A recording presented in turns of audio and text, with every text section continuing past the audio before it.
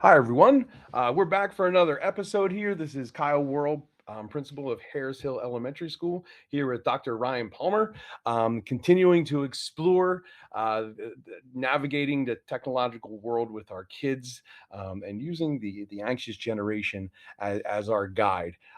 This is going to be our last episode and our last session of the year. We were just talking about how we really started this journey a year ago, which is crazy when you think about it. And we're really excited to wrap things up, and maybe talk about some plans for the future. With this episode, we're going to take a look at some key takeaways from our sessions throughout the year. It's been great getting to know the people that have been coming to the sessions. And then another part is kind of like action, like now what we can do with our families, in our local communities, and in the kind of the larger community with engaging maybe government and policies and so forth. But Ryan, hello, great to see you. Welcome back. Yeah, welcome back. It's May, so we're just doing a podcast because everyone is very busy. But again, it's been quite a journey. A year ago now, we started working on this. So thanks so much, man. I appreciate it. It's been a fantastic experience, and I think feeling the warm weather again really makes it all come back, because it was warm when we first started. Yes. And now it's hopefully going to get warmer. Yep, for sure. So yeah, we're gonna start with some key takeaways. So Ryan does a great job every week. I got to shout you out, man. He does a great job preparing every single week. And some of our key takeaways, we started with the social emotional takeaways that we've had throughout the year. And before we started, we were talking about the experience blocker that these devices are for students when they have them outside of school and they're on social media and so forth. So thoughts about that, Ryan? I think when I look back on this book, that is one of the first things, probably the highlight for me, especially if you've read the children's version, that cell phones more than anything rob you of being in the now and being in the present. And I think that's the main takeaway for me, honestly. There's this quote that sticks with me that I repeat everywhere I go, is that when everyone's on their phone, everyone is constantly elsewhere. So by far the most valuable thing I think you can give your child is the opportunity to be present, to be in their own life. And that is the biggest temptation with phones, is that it will suck you out of reality. The things that go with this is that when you're on your phone, you're not playing. That was one of the big takeaways. A huge takeaway from the book is that kids aren't playing the same way. And if they're not playing, they're also not developing vital skills, whether they're actively playing, like maybe hide and seek, or playing in a sense of developing a skill, like playing a guitar. I think that's the book's example. When I said this before, where you have one kid who spends 4 hours on the phone every night and the other kid who spends 4 hours playing the guitar. Fast forward a year, this one child has something developed here, and this other one, what do they have to show for all that time? And then the other thing that sticks with me is like the loss of community when people are not present. And there is this, I don't know if this is a plug of this TV show that my wife and I are watching called Shrinking. I don't know if you've seen Shrinking. Show. Okay. Well, there's this scene where they're having a Thanksgiving party and everyone is forced to put their phone into a basket and then put their phones off to the side. And I loved that. I was like, I was like, I need to do that at our parties now. Right. Because that's the way to get people present, relational. Yep. And so those are the emotional aspects that really stuck with me. And it's interesting when you said the party thing from Shrinking. It's a great show, by the way. Yes, this conversation through the whole year has been student-based, right? And again, we'll also put a disclaimer in here. We're not blaming anyone if your kids have phones right now. It's just how to navigate it. But as we've been talking about how to navigate the technological world with students and kids, like a lot of this, I'll often kind of relate to it personally as well. And be like, okay, yeah, sometimes it's an experience blocker for adults when you find yourself rolling on TikTok or Reels for all those hours. So it's been an interesting experience we started with kids, but so many of our conversations have looped back to adults as well. So I think, yes, it started out as something for students, but it's really this whole year, all the stuff we talked about, you can take it for adults too. So the experience blocker was a huge one for me, and that guitar thing really spoke to me as we talked about it. We also got into mental health material, and how that relates, and that comparison machine piece. And I'll be honest, we're coming up for adults too, because you're going to start seeing people go on vacations and so forth, and you're like, when am I going to go on a vacation? And our students are experiencing the same thing. The statistics, I remember Haidt talked about how you can try to educate your child and have them have a lot of self-worth and spend hours and hours trying to build up this inner confidence, but 1 hour on Instagram can send them over 1,000 data points. It was something like that, right? And just that you really can't compete when they're being exposed to all of these implicit and explicit messages about what is beauty, what is cool, what is what I should be doing, how I should look as a 13-year-old or whatever age your child is. And that's that mental health piece of that will stick with me for sure. Yeah. Also the idea of this, how social media in particular rewires your brain for intermittent reward. I think that is something that will stick with me. And I've seen that, I also have that slight dopamine urge to maybe just like one more scroll down, will show me something really cool. And that will certainly stick with me. But I think also how there's so much data now that demonstrate how students are taking less healthy risks, whether that could be reaching out to a friend or going outside or riding their bike or talking to someone new, and or even going on a date. There's a lot of data out there that says teens are not dating in the same way as before, and people point to social media and cell phones as a factor that inhibits that. So those things will stick with me from the book for sure. Yeah, absolutely. And when we keep going back to like relating to things and how like we struggle as adults now, put these same exact concepts in the lap of a 10-year-old, of an 11-year-old, and it's so tough. The other piece of the key takeaways, so again, social, emotional, mental health, and then physical health, right? Just getting away from that active lifestyle, being on your phone, not moving, and it's a time suck, right? Like all of a sudden you're like, whoa, I've been scrolling for an hour, and when you could be out and moving around, right? Yeah. I think all three of these show up in the classroom. I'm a classroom teacher, and I see it every day. And over the course of the 14 years that I've taught there, it's like night and day from the beginning to now. So I think that really takes us to now what? Because there's still hope. Right. Yep. For sure. When we're framing this, if this is, I think if this is the only episode you're listening to, right? What we've explored through this was social, emotional, mental health, physical health, and now it's the now what, right? So what could we and can we do to make things better? Because again, we're not naive in thinking that kids aren't going to have phones, right? And that's not the purpose behind this. And again, we've said that from the beginning.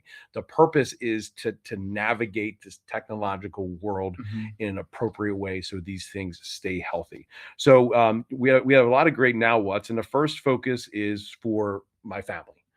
So what were some of your thoughts about that? I think I always find, I grew up, my dad always made these concentric circles, and I sort of adopted this whenever I'm thinking about something. So for me, it started with immediate, and then moving out as like more local, and then moving out as like what you said at the beginning, this larger thing. So the immediate thing for me is my own cell phone use, is being a model. How are my kids watching me use a cell phone? And if I'm, saying you shouldn't be using it as much in the afternoon, you should be active. Well, I kind of need to model that behavior, which is like really hard, very difficult, because they are made to be engaging. That's not to say that you shouldn't have one kind of like, I think the point that we're trying to drive is not to alienate anyone that has a phone or uses a phone, but I think we all know how addictive they can be, right? There's so many ways you can do this. I want to highlight my wife. She wakes up and she says, I can't have my phone in the morning, because if I have it in the morning, I know the first thing I'm going to do is just spend the whole morning doom scrolling or whatever it is, right? So modeling the behavior, that could be small steps. I think one of my focuses when I was doing research was how how to set goals that are achievable. And achievable goals are usually small and tangible, very concrete, something that you can define very well, and something that you can make progress metrics for. So something like, we're not going to use our cell phone between the hours of 5 and 6 when we eat dinner, and start with something very achievable like that. So model, that's one of the big things for me. Yep, I think that's a great point, because as we all know, our kids' eyes are on us all the time. Yeah. And they're certainly going to follow our lead for sure. What about the safetyism piece? That safetyism has been a great conversation through the entire year, as we look back at how some of us grew up, especially old guys like me, to now, and some of the benefits of having that active childhood where maybe you took some healthy risks, let's call it that, to now the concept of safetyism and protecting kids from every single thing possible. This is the sticking point, I think, for a lot of people. People can really jump on board with limiting cell phone use, limiting screens, but safetyism is a different beast, really. It's a whole different prong of this battle. And it doesn't go away. Like, look, I have college kids right now, and there's still times that my wife and I will be like, look, they just have to, we got to trust them to do it. So it doesn't go, I hate to tell you, it doesn't get any better. It continues, but go ahead. Sorry. No, I think you're right. I think it's inherent to who we are. We want to feel that our kids are safe. We're inundated with so much negative news. So it's natural to be fearful, and it's a true act of faith in your community. It's a true act of confidence in your children, and it requires you to step back and say, like, I'm going to make this decision in faith that this is the best thing to do, and it's really, really hard to do, and it's not the best. You have to be really wise sometimes, and when to go, when to give space, when to reel it in. So it's not an easy one. Agreed. It certainly is a tough one, and when you look at it in the sense that kids are learning from these experiences that they have, I think it makes it better. That said, it is also really nice that they have some sort of device that we can contact and so forth. And there are some alternatives. As you're going to talk about. Yeah, I talked to many families and over the year, and many friends who we're trying to look for these alternatives. Okay, if we don't want to give our kid a screen, what can we do? And this is kind of like usually one of the things that really pacifies your tween who's like, everyone has a phone, give me something. So some people go the option of, well, we're going to give you a smart watch, perhaps, that limits, and Jonathan Haidt talks about this too in the book, of this kind of gradation of access. Personally, we just bought a tin can. If you're unfamiliar with this, a tin can is a landline, essentially, that it goes through Wi-Fi, but you can program what phones numbers are accessible and who they can call and who can call in. And if you're calling another tin can, it's free. So my daughters are very excited about that. That kind of like is this taste of freedom, and it kind of it's sort of similar to what you might have grown up with before the cell phone era, right? You were like, "Hi, this is the Palmers. How can I help you?" Or who? Yes, what's up? Something like that. Yeah, right? That is lost now. That is a skill that people struggle with. So there are alternatives out there. That is just one of many. And I think the alternatives, like tin can and some of the other ones that we've talked about, there's a watch, is it Gizmo? Yeah. Watch. They allow us to use some of the positives of these things without that scary commercial of opening up the entire world to our kids, right? With allowing them access to the entire world. So we certainly think that it's a great idea to explore those things, to get some of the benefits of these things well. But again, the word keeps coming up: balance, right? Yes. Balance and continuing to try to navigate that. And that's what all of our conversations have been about through the year. We had some great conversations about the local community and what we could do to kind of band together, especially in the neighborhood, right? When I remember I was sharing with you the good old basketball court in my neighborhood, and when we let my kids go up there pretty young, but also kind of talk to some other folks in the neighborhood of like, hey, could he come and if you see this, and can they check in and so forth. I thought that was a good conversation that we had as well. I think if you are worried about safetyism. This is the biggest piece for you, making you feel like you're connected. There's all sorts of ways to do this. There are groups out there that you can connect with. You can go try to host something. You can really try to foster that sense of community, which will alleviate some of that fear. I think there's a powerful book that this is one of the reasons why I started talking to you. It's called The Hyper-Localism, and it's the idea, or local activism. I think it's something like that. I'll have to have you maybe quote it. It's the idea that change comes from these very small community movements. And I think this is, you have more power than you think you have. And I think that is a massive one. Even if you contact your neighbors and you say, listen, we're not going to get our kids a phone until they're in 5th grade. And if we agree on it, it'll make it easier for everyone. Right. That sort of conversation is super powerful. Right. Yeah.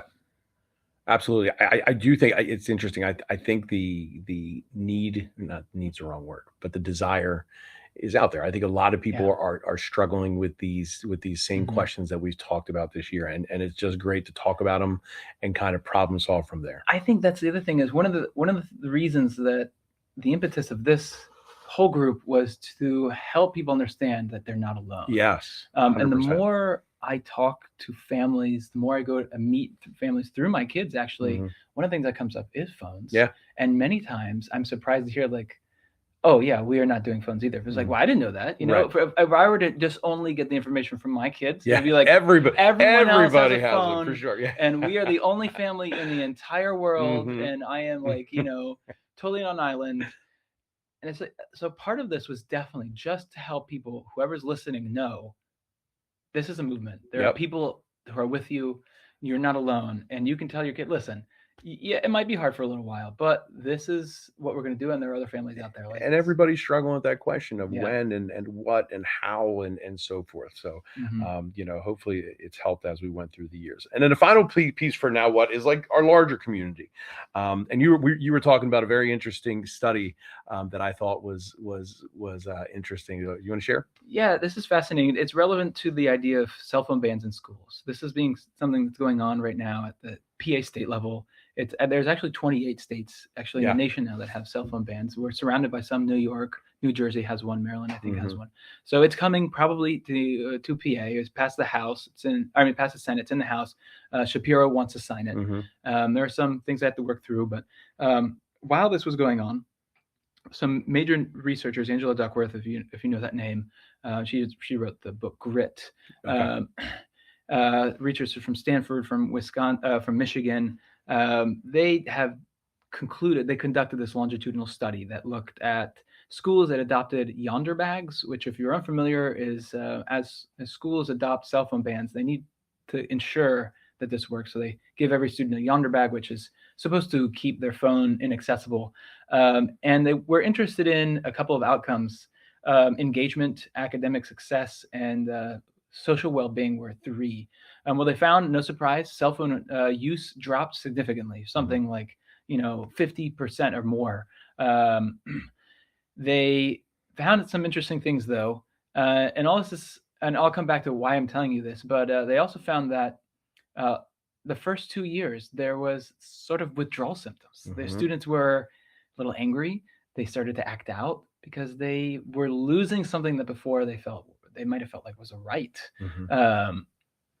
But after a period of time, referrals dropped, behavioral problems went away, and their social emotional well-being, their happiness increased, which is what you'd expect. On the other hand, one surprise finding was that after doing this longitudinal study, they did not find a significant academic difference between those schools that had a cell phone ban and those that didn't. And there are all sorts of interesting reasons why this could be. You could look at compounding factors such as, well, maybe there is another piece of technology that's being involved, or maybe these are students that had grown up using phones, or maybe they're using phones significantly at home. Right. And we can't answer all those questions. However, I bring it up because this is something that even the authors of this study, and I believe, and I think you, Mr. Worrell, also say that it's still worthy of putting your weight behind. as a classroom teacher, as an administrator, seeing how phones, as for all the reasons we said before, block experiences. It should not be an element of the classroom. Look, you have me at social emotional improvements, right? Yeah. We're certainly here for academics. That is why we come to school every day. But we develop other things here at school as well, and to create an environment where cell phones are not a factor, and students can focus on what they need to and feel healthier emotionally is extremely powerful to me, and why it's so great to continue these conversations. And I know we've already started to work at Phoenixville, both in elementary, middle, and high school, going towards this limiting and making sure kids are focused in school. Two other things that we talked about were age limits, which has been an interesting conversation, and a little bit of AI. That was how we ended. This is actually kind of a great way to talk about also our most recent meeting. We had a person come out who was really well versed in both of these topics, an expert, you might say. And this goes beyond what we as an individual or a school community could do, but something that if you're thinking about cell phones, you should look at the horizon, if I'm sure you are already, is how these social media companies are sort of preying on young people, and how there's this legislation that's trying to be proposed, or people want proposed, of how do we limit this use to the time when kids are better equipped to interact with this content.